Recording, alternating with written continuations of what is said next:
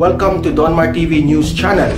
Mga kabrigada, inamin po ni Pangulong Rodrigo Duterte na kinaibigan niya lamang ang mga komunista noong nakaraan para lang makuha ang kanilang boto sa halalan.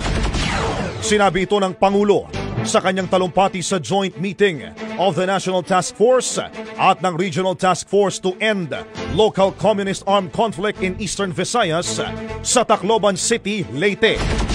Ayon sa Pangulo, nakipagkwentuhan siya noon sa mga komunista at naging kaibigan naman niya ang mga ito hanggang ngayon. Pero datian niya ay mga boto lamang nila ang kanyang habol dahil panahon noon ng eleksyon. Gayunman, sinabi ng Pangulo na nasa nakalipas na ang lahat ng mga ito at sinabi niyang nanganganib na matanggal siya sa pwesto sa pamamagitan ng kudeta kung patuloy niyang kakaibiganin ang mga komunista. Kaibigan ko sila. Until now.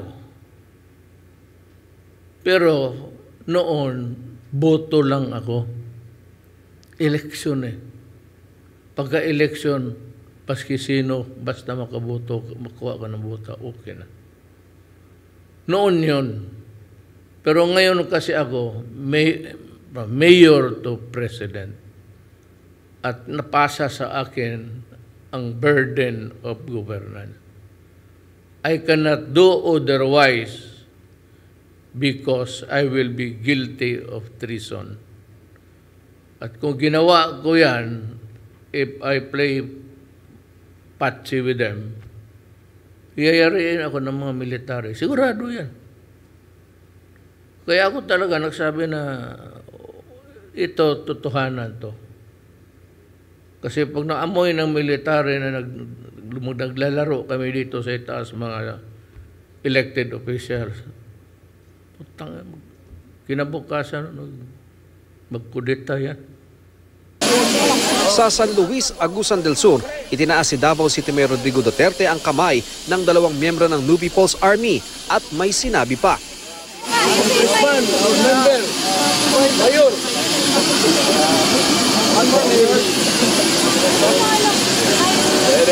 biro lang yan. Pero agad sabi ng alkalde, nagbibiro lang daw siya. Ayon kay Duterte, umaasa raw siya na kapag nahalal siya, ay uuwi na ang founding chairman ng Communist Party of the Philippines na si Jose Maria Sison na naka-exile sa the Netherlands. Umaasa rin daw siyang maipagpapatuloy na ang naunsyaming usapang pangkapayapaan sa pagitan ng gobyerno at ng kilusang komunista. Dahil naman sa mga ganitong pahayag ni Duterte, nagbabala si Senador Antonio Trillanes IV na baka magkakudita kapag naupo si Duterte. There is a faction in the military that is averse to any form of power sharing with the communists that Duterte is proposing. Kasama talaga yan? Kala ko ba integrity? Diyan pa lang, sinira nyo na yung samahan nyo eh. Anong integrity? Alternative yan? Sabi ko nga sa inyo, alam mo kung ano lang ang alam niyan? Ito walang biro ito Ewan ko ba kung bakit ganun yung algorithm sa YouTube Naglalabasan yung mga video sa akin ni Trillanes, yun nang bubuli siya ng mga kapwa niya senador, nang bully siya ng isang Yusek. Naglalabasan sa akin, hindi ko alam. Tapos yan, alternative. Sabi ko sa inyo, kahit araw-araw, labanan ko ng debate ito. Magbubukang tae sa akin to Pasensya na ha. Anong alam lang niya, mambuli lang Malakas lang ang loob niyan dahil sa senador yan. Pero yan, talunan yan. Talo nga yan sa kaso nung kay Mocha Tapos integrity. Ibang level talaga to si Trillanes. Ang hina ng kukote nito. Hindi naman yun ang rason niya. Pero hindi ko talaga mag-gets kung saan niya napulot yung mga ganong idea. Alam mo yun? Huwag kang skin onion, Trillanes. Ay nako talaga, kawawa naman itong Trillanes na ito, no? Ito tinatawag mo na mukha ng mga bitter, mukha ng mga walang integridad, mukha ng salot sa lipunan. Wala talaga Alam mo, ito kung ako lang naman doon kay Carpio na yan, kukuha ako nung mga masasabi mong hindi involved masyado sa politika tapos talagang totoong makabayan, baka yun manalo pas. Pwede pang lumaban. May tsansa pa. Hindi man manalo, may tsansa pa. Pero kung ilalagay mo dyan, talunan. Okay? Isang balimbing na may communist affiliation.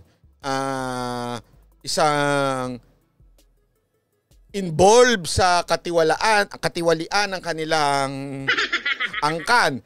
Isang artista ay involved lang sa pagiging artista at saka isang bitter.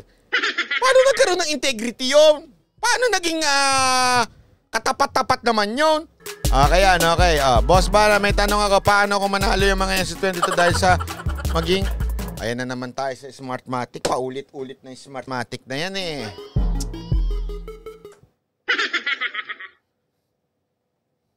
Huwag na lang tayo mag-eleksyon. Huwag na lang tayo mag-eleksyon kung puro pupunayin niya Smartmatic. Ulit-ulit na lang yung Smartmatic na yan eh. Alam ko naman may problema dyan sa Smartmatic na yan. Pero kung ang attitude natin wala, hindi man nga kasi mananalo yung Smartmatic, dadayan yung Smartmatic.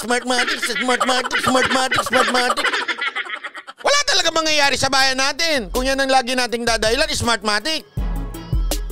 Basta bumoto kayo.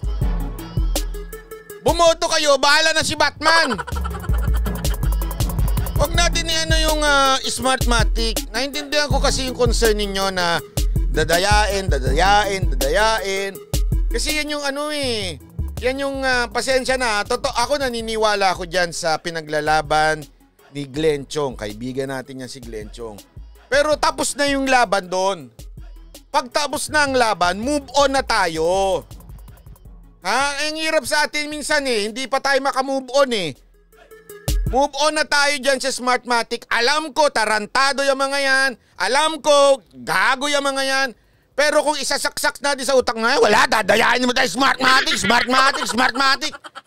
O di, ano mangyayari pag you keep on repeating Smartmatic? Yung mga tao, lalong matatakot, ay, di na ako boboto, dadayain naman pala Wala nang boboto, di na ako boboto. Di sayang ang boto nyo. Diba? Dahil sa Smartmatic na yan. Tama na yung paulit-ulit, Smartmatic. Basta bumoto kayo. Hayaan nyo na yung Smartmatic na yan. Kasi lalo kayo na-discourage sa mga taong bumoto dahil wala ka naman Smartmatic na Smartmatic.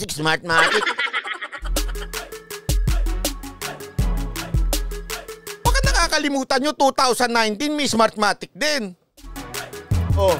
May nanalo bang mga 8 tayo diretso? Wala naman So dapat, boto lang tayo, huwag yung Smartmatic na yan. Ay, kung yan lang lagi niyong palalabas, ayoko na bumoto. Tigil na natin to, ayoko na.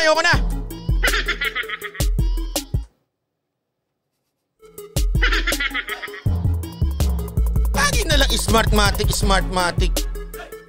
Boto lang tayo.